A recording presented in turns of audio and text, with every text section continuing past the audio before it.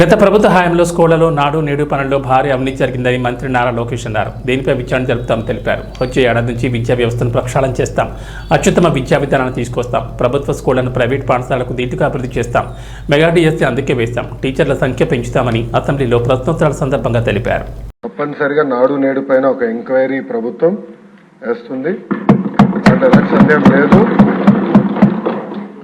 Agreements ఏంటి, గతంలో ఎవరికి ఇచ్చారు ఈ వర్క్లు, ఎందుకు పనులు సరిగా జరగలేదు, నాసరికైన పనులు జరిగిననేది పేపర్లో కూడా గతంలో వచ్చింది. దానిపైన తప్పనిసరిగా ఎంక్వైరీ చేస్తాం.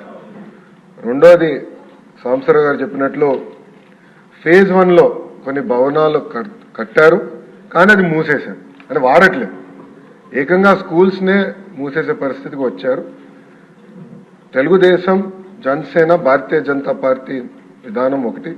ప్రభుత్వ పాఠశాలల్ని మేము బలోపేతం చేస్తాం, ప్రైవేట్ పాఠశాలలకి ధీటుగా ప్రభుత్వ పాఠశాలలు తీర్చిదిద్దాలనేది మా లక్ష్యం. అందుకే చంద్రబాబు నాయుడు గారి నాయకత్వంతో మెగా డిఎస్సీ కూడా ప్రకటించాం. ఉపాధ్యాయుల పోస్టులు కూడా భర్తీ చేస్తున్నాం. నెక్స్ట్ ఇయర్ ఏదైతే స్కూల్ ఓపెన్ అయ్యే సమయానికి ఉపాధ్యాయులు కూడా పకడ్బందీగా మేము ఏర్పాటు చేస్తాం. దాంతోపాటు రాజుగారు ప్రధానంగా ప్లే గ్రౌండ్స్ ఏర్పాటు చేస్తే బాగుంటుందని కోరారు. ఉపాధి హామీ పథకంతో అనుసంధానం చేస్తాం. పవనంతో నేను చర్చిస్తాను. ఆయనతో పాటు మన స్పోర్ట్స్ మినిస్టర్తో కూడా ఆల్రెడీ డిస్కషన్ చేశాను.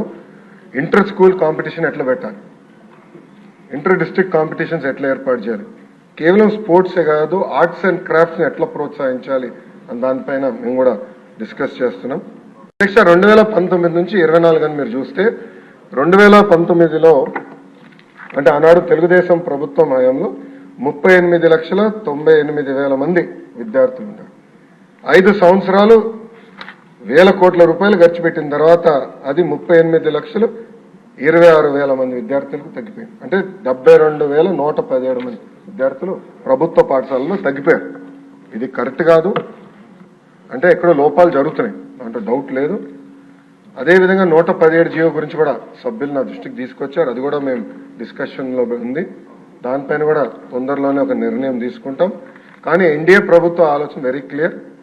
ఉపాధ్యాయులు నియమిస్తాం, ఆగిపోయిన పనులు పూర్తి చేస్తాం, జరిగిన పనులపైన తప్పనిసరిగా ఎంక్వైరీ చేస్తాం.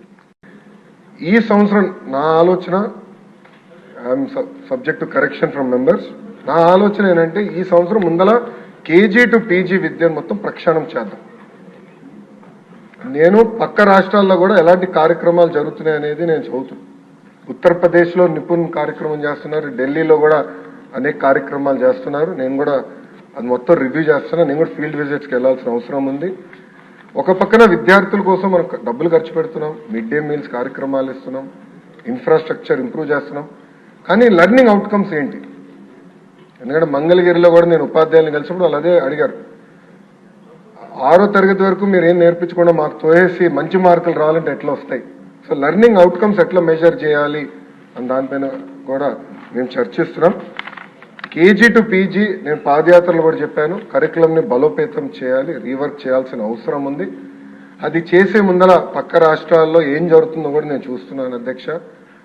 దానివల్ల వాళ్ళకి వచ్చిన అవుట్కమ్స్ ఏంటి అనేది మేము చదువుతున్నాం. ఆ మొత్తం రోడ్ మ్యాప్ ప్రిపేర్ చేసి సంఘాలతో కూడా మేము చర్చించి అందరు బయ్యన్ అయిన తర్వాత ఆ రోడ్ మ్యాప్ ప్రజల ముందర పెట్టాలనేది నా లక్ష్యం. దాని తర్వాత ప్రజల దగ్గర నుంచి కూడా అభిప్రాయ సేకరణ చేసిన తర్వాత ఆ కార్యక్రమాన్ని మేము అమలు చేసి నెక్స్ట్ అకాడమిక్ ఇయర్కి తీసుకొస్తాం. అంటే గత ప్రభుత్వం లాగా రివర్స్ టెండరింగ్ అనే హడావిడిగా చేసి పోలవరం ఎట్లయితే సర్వనాశనం చేశారో అలా నేను చేయదలుచుకోవాలి విద్యా వ్యవస్థని. విద్యా వ్యవస్థలో కూడా సిబిఎస్ఈ కరికులం అన్నారు, కొన్ని స్కూల్స్ ఏమో CBSE curriculum with CBSE examination అన్నారు, మళ్ళీ మధ్యలో ఐబీ అన్నారు, తర్వాత టోఫెల్ అన్నారు, డిక్షనరీ అన్నారు. అంటే కొంచెం గందరగోళంగా ఉంది. ఇది మొత్తం కొంచెం స్ట్రీమ్లైన్ చేయాల్సిన అవసరం ఉంది. ఎందుకంటే మన పిల్లల భవిష్యత్తు దీనిపైన ఆధారపడి ఉంది. సో సిస్టమేటిక్గా చేయాల్సిన అవసరం ఉంది. తొందరపాటు నిర్ణయాలు కాకుండా సిస్టమేటిక్గా చేయాలనేది నా ఆలోచన.